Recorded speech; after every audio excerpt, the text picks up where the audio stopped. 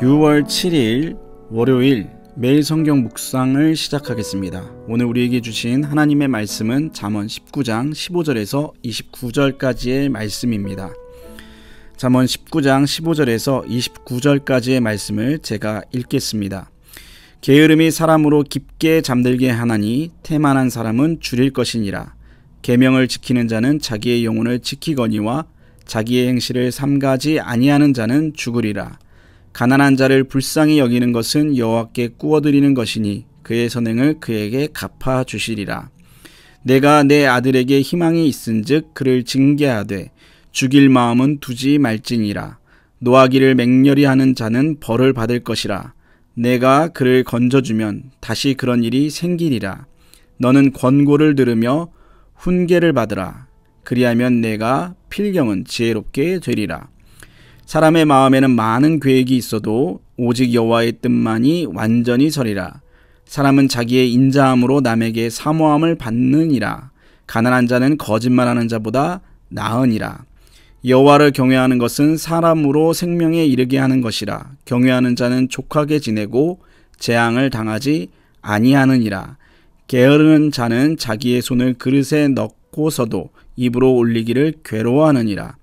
거만한 자를 때리라. 그리하면 어리석은 자도 지혜를 얻으리라. 명철한 자를 견책하라. 그리하면 그가 지식을 얻으리라. 아비를 구박하고 어미를 쫓아내는 자는 부끄러움을 끼치며 능욕을 부르는 자식이니라. 내 아들아, 지식의 말씀에서 떠나게 하는 교훈을 듣지 말지니라. 망령된 증인은 정의를 업신여기고 악인의 입은 죄악을 삼키느니라. 심판은 거만한 자를 위하여 예비된 것이요 채찍은 어리석은 자의 등을 위하여 예비된 것이니라. 아멘. 여러분은 혹시 부모님께 야단을 맞거나 혹은 체벌을 받아보신 적이 있으십니까? 아마도 많은 분들이 부모님에게 체벌을 받거나 꾸중을 들어보신 적이 있으실 것입니다. 저도 어렸을 때는 말썽을 많이 부려서 아버지나 어머니에게 혼이 난 적도 많고 매를 맞은 적도 많이 있습니다. 지금 생각해보면 저는 정말 혼난 짓을 많이 했던 것 같습니다.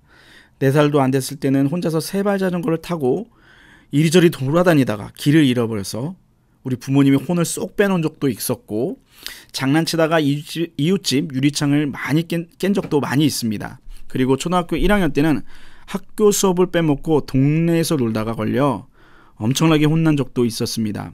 제가 전도사라서 여기서 다 이야기할 수 없을 뿐이지 저의 지난 잘못을 다 열거하면 정말 책을 두기에도 부족할 정도일 것입니다.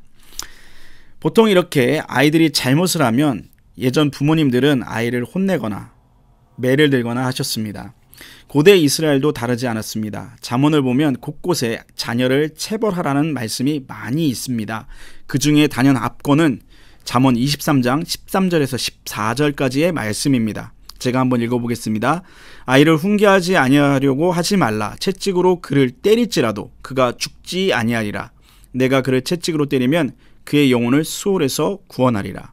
잠언 23장 13절 14절은 아이를 훈계할 때 채찍으로 때려도 아이가 죽지 않을 것이라고 말씀하고 있습니다. 매를 드는 것은 부모의 당연한 훈계 방법이라는 것입니다. 그래서 어떤 그리스도인들은 이 말씀에 따라서 아이에게 매를 드는 것을 주저하지 않는 분도 있습니다.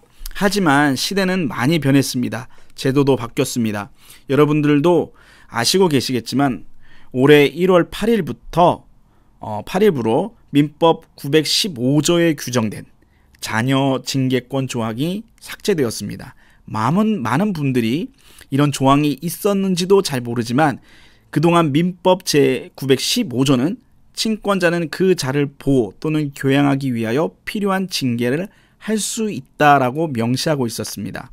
그러나 정인이 사망 사건 등 잇따른 아동학대 사건이 발생하자 국회에서 자녀 징계권 조항을 삭제한 것입니다. 이제 가정에서 자녀에게 매를 드는 것은 불법이 되었습니다. 이렇게 성경은 체벌을 적극적으로 권면하지만 우리나라 법은 체벌을 금지하고 있습니다. 이럴 때 우리 그리스도인들은 어떤 선택을 해야 할까요? 그것은 성경 말씀을 우리 시대에 맞게 해석해서 적용할 때 그 방법을 찾을 수 있습니다. 사실 성경은 하나님의 말씀이지만 인간의 문화를 담고 있는 책이기도 합니다. 이것을 구약학자 피터 엔즈라는 사람은 성육신의 관점에서 바라본 성경 영감설이라는 자신의 저서에서 하나님이 인간에게 하나님의 말씀을 이해시키기 위하여 문화라는 도구를 사용하셨다라고 이렇게 주장하고 있습니다. 이렇게 사용하신 것이라고 이렇게 말하고 있는 것입니다. 그렇기 때문에 성경을 읽을 때 문자 그대로 말씀을 받아들이는 것이 아니라 당시 문화적 상황 속에서 하나님께서 말씀하시고자 하는 바가 무엇인지 그 본질에 집중해야 한다라는 것입니다. 오늘 본문 18절도 마찬가지입니다. 오늘 본문 18절입니다. 내가 내 아들에게 희망이 있은즉 그를 징계하되 죽일 마음은 두지 말지니라. 오늘 본문 18절은 아이를 징계해야 하지만 죽일 마음은 두지 말라고 이렇게 말씀하고 있습니다. 여기서 징계하다라는 동사는 매로 체벌하는 것을 의미합니다. 그러니까 매를 들 때 적당하게 체벌하라는 것입니다. 잠언이 쓰여질 당시 고대 근동 문화는 아이에게 매를 드는 것을 당연하게 여겼습니다. 잘못된 아이를 훈계하는 방법으로 매를 사용했습니다. 이집트도 그랬고 메소포타미아 지방도 그랬고 이스라엘 주변 국가도 그랬습니다. 그러니까 당시 문화적 상황 속에서 매는 곧 아이를 훈육하는 제재, 이것을 의미했던 것입니다. 그렇기 때문에 우리는 체벌에 관한 말씀을 읽을 때 매를 보는 것이 아니라 매에 담긴 본질, 즉 제재를 봐야 하는 것입니다. 아이들이 잘못된 길로 갈 때, 즉 이 말씀은 아이를 제재하라는 것입니다. 이것이 오늘 본문 18절에서 하나님께서 우리에게 주신 말씀의 본질인 것입니다. 우리는 아이들이 잘못된 길로 갈 때 제재해야 합니다. 어떤 이들은 체벌이 사라졌기 때문에 아이가 잘못을 해도 그대로 내버려 둬야 된다고 생각합니다. 또 어떤 이들은 아이를 제재하는 것이 감정적으로 상처를 주거나 또 아픔을 주는 것이 아닐까 걱정하기도 합니다. 그래서 혹여나 아이가 나중에 사회에 나가서 기가 죽으면 어쩌나 이런 걱정을 하면서 잘못을 해도 아이가 잘못을 해도 그대로 내버려 두기도 합니다. 물론 아이가 착하거나 바른 아이라면 그렇게 할 수 있습니다. 그러나 그렇지 않는 아이에게는 반드시 제재를 가해야 합니다. 벽을 보고 서 있게 하든지 용돈을 줄이든지 TV 보는 시간을 줄이든지 해서 나쁜 행동에는 반드시 그에 따르는 보응이 있다라는 사실을 아이들에게 가르쳐야 합니다. 간혹 제재를 받는 아이들 중에 우는 아이들도 있습니다. 그러면 부모 마음은 저려옵니다. 그래도 아이가 이 작은 아픔을 겪음으로써 장차 잘못을 할 때 그에 따르는 보응이 있다는 것을 배우게 하는 것이 좋습니다. 지금 작은 아픔을 겪는 것이 커서 큰 잘못을 저질러 큰 고통을 받는 것보다 낫기 때문입니다. 말씀을 정리합니다. 성경은 매를 들라고 말씀하고 있습니다. 하지만 시대는 변했습니다. 매를 드는 것은 불법입니다. 이런 상황 속에서 우리는 말씀의 본질을 들여다봐야 합니다. 체벌에 관한 말씀의 본질은 바로 제재입니다. 아이들이 나쁜 길로 갈 때 방치하거나 내버려 두는 것이 아니라 제재하는 것이 바로 성경의 정신입니다.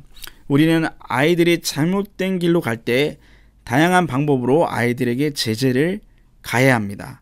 나쁜 일에는 반드시 보응이 따른다는 사실을 가르쳐야 합니다. 그러면 아이들이 그 사실을 깨닫고 바른 삶을 사는 그러한 복이 임하게 됩니다. 언제나 아이들을 바른 길로 인도해서 아이들이 바른 삶을 살 수 있도록 인도하는 저와 여러분 되었으면 좋겠습니다. 기도하겠습니다.